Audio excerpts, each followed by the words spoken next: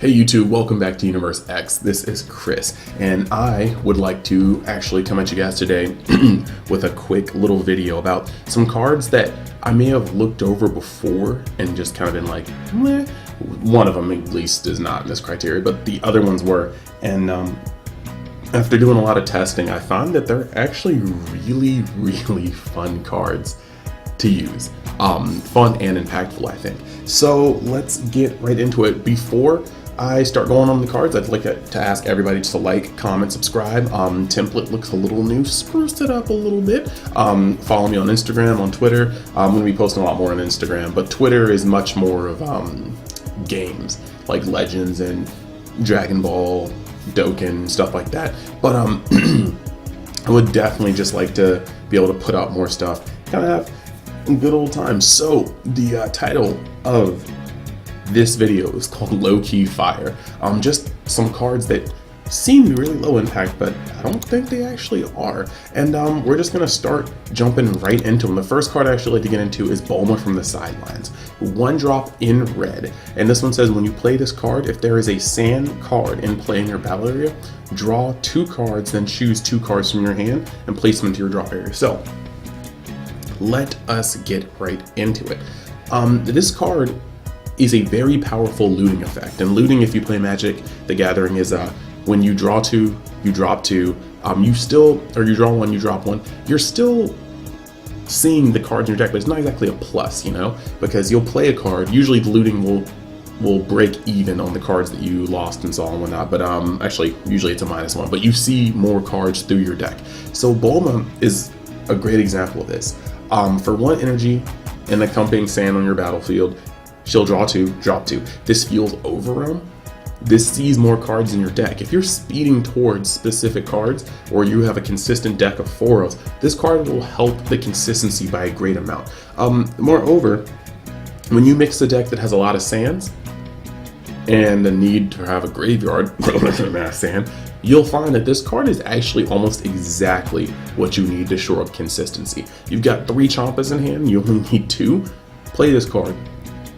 Draw 2 cards, discard a Champa and something else you don't need to feel overwhelmed.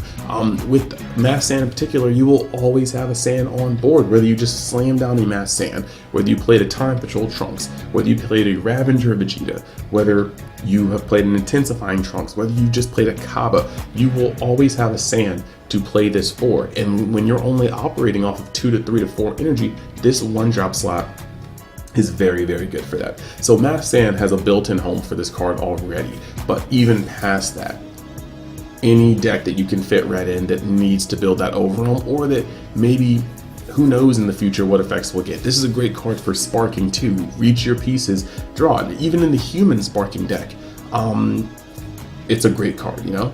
But because there are lots of hybrid sands that fit into that. Intensifying Trunks, you have your TP Gohans, all sands that can be on the field and be played with this. Any of the Trunkses, if you decide to play anything from the red. The point is, I think it's a very good piece to mass sand in any deck that's trying to obtain sparking or overwhelm.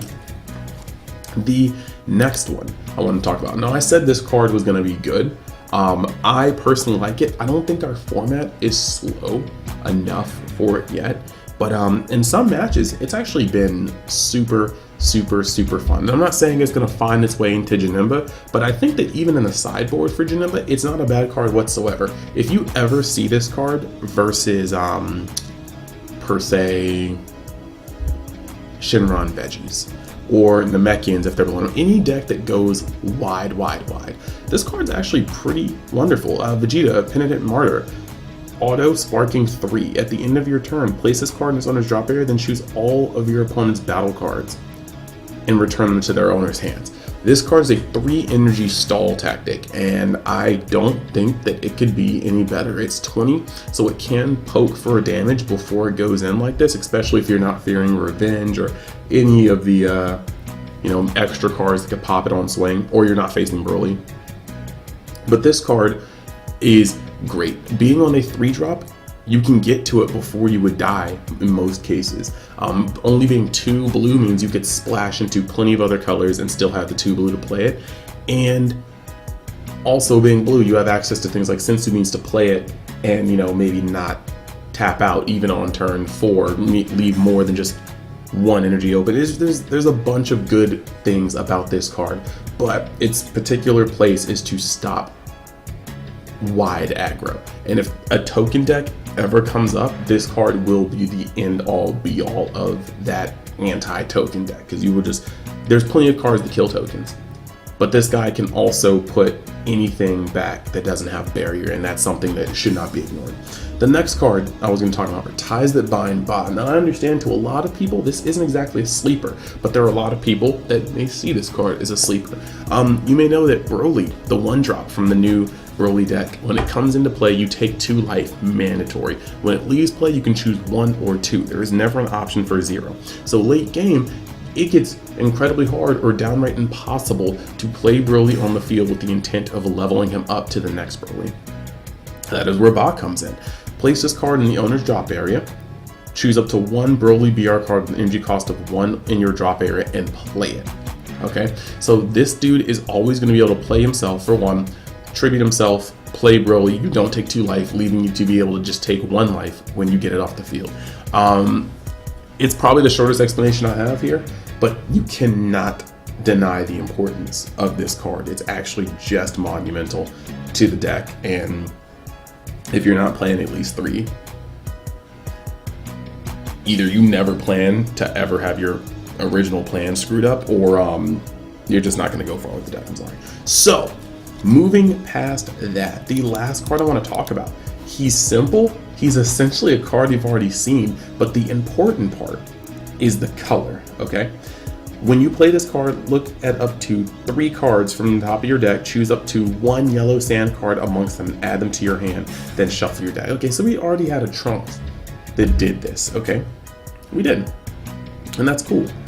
But this dude is a yellow card, and that means that you don't have to splash green in order to play. And I get it with Shugesh, Kaba is a great card, and you want to be able to Shugesh your Kabas and your Kales, even if the veggie package outside of Shenron is a little slower than it normally was. The point is, dependable sand Trunks is in the correct color to play a more yellow build without sacrificing consistency on the charge, which always isn't necessarily a problem with Shugesh, but I think it's just very important to know that this dude searches out so many cards.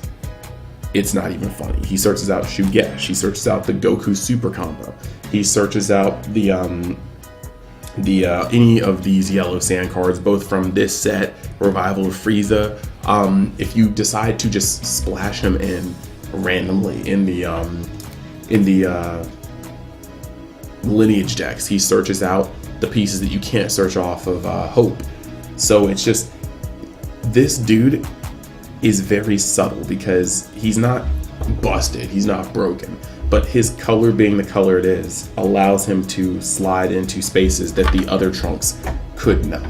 And he searches out only like 18,000 great cards to have. So that is actually pretty much this. I just want to talk to you guys about those 4 cards that I think are just really, really neat additions. Cards are just gonna slide into the format.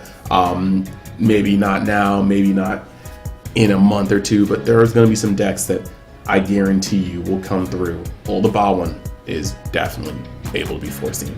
But yeah, these cards are definitely just gonna be power plays in their own little bubbles. And that's pretty much just what I wanted to get at today. So I hope you guys liked the video. Remember to like, comment, subscribe, and yeah, I'll see you guys next time you decide to visit Universe X. Peace.